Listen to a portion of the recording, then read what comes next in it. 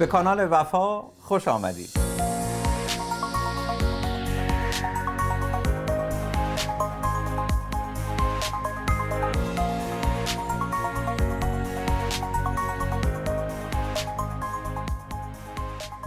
به کانال وفا خوش آمدید.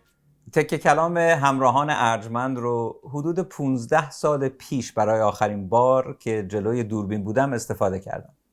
هرچند از جلوی دوربین رفتم ولی از دور و نزدیک بیننده و نظاره‌گر تحولات و وقایع ایران و جهان بودم.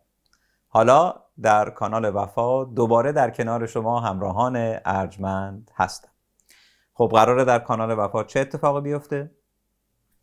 من و گروهی از همکارها و دوستانم از سال 1390 و چند به این فکر بودیم که نیاز به فضای امن برای گفتگوی آگاهانه و بدون تعصب برای صحبت در مورد گذشته و حال و آینده ایران داریم. فضای امن یعنی جایی که بتونیم همدیگر رو با جون و دل بشنویم و حرف دلمون رو بزنیم. بیشتر بپرسیم تا نسخه بپیچیم، تا بتونیم با تبادل افکار آینده بهترمون رو تصور کنیم. اما برای اینکه گفتگو آگاهانه باشه، نه صرفاً احساسی، لازم بود تا جایی که میشه سعی کنیم تحول مفاهیم و مؤسسات در کم و بیش 100 سال گذشته رو از زبان پژوهشگران و صاحب نظرها بررسی کنیم و ببینیم در حدود این 100 سال مفاهیمی مثل عدالت، حقوق بشر یا هویت چطور متحول شدن، مؤسسات و نهادها مثل مجلس و یا مؤسسه آموزش عالی چطور، که ببینیم حالا که وارد سده 1400 شدیم چه جامعه مطلوبی رو در تخیل خودمون ساختیم.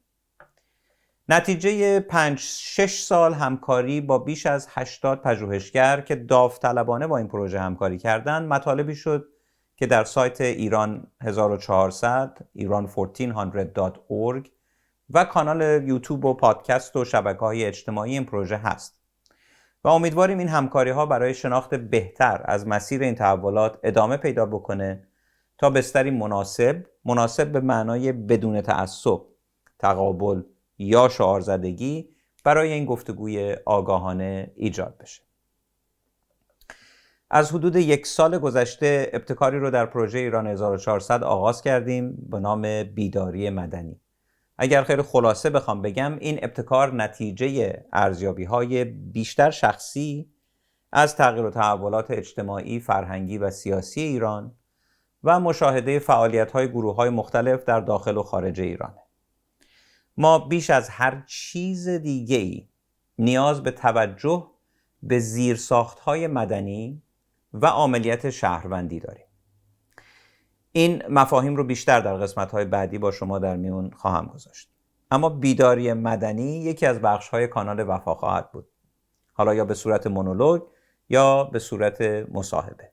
بیداری مدنی، تاریخ، اندیشه، تخیل مدنی و عملیات شهروندی.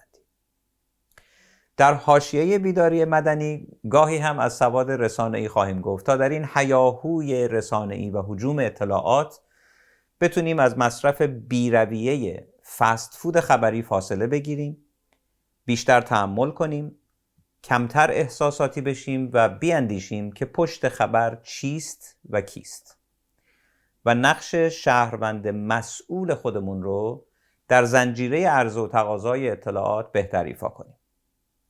بخش دیگری در کانال وفا به روایت‌های ما اختصاص داره. حال تاریخ شفاهی حقوق بشر باشه یا تجربه زیسته و یا خاطرات و صداهایی که کمتر شنیده شدند یا پاک شدند ولی نباید فراموشن، چون بخشی از هویت جمعی ما هستند و بخشی از حافظه فرهنگی و اجتماعی ما. این مجموعه تلاشی برای پاسداشت حافظه جمعی و کرامت انسانی. یکی دیگه از کارهایی که پروژه ایران 1400 شروع کرده و به مرور شما رو در جریان پیشرفتش قرار خواهیم داد، وبسایت مرجع هنرمندان معاصر ایرانه که دوست هنرمند و مستندساز آقای فریور حمزه‌ای مدیریت این پروژه رو به عهده داره و علاوه بر کارهای جدیدش بخشی از مستندها و مصاحبه هایی رو که در طول 25 سال گذشته جمع آوری کرده در این وبسایت مرجع ارائه خواهد کرد. امیدواریم که با تداوم کمک ها و همکاری های شما بتونیم آرشیو زنده ای از این هویت فرهنگی و ثبت صداها و بیان هنری این فرهنگ سازان معاصر رو در دسترس عموم قرار بدیم. کانال وفا بخش دیگری هم خواهد داشت با عنوان وفا و دوستان که گپ و گفت‌های خودمونی از تجربه ها، دغدغه ها یا حتی لحظه های ساده زندگی است.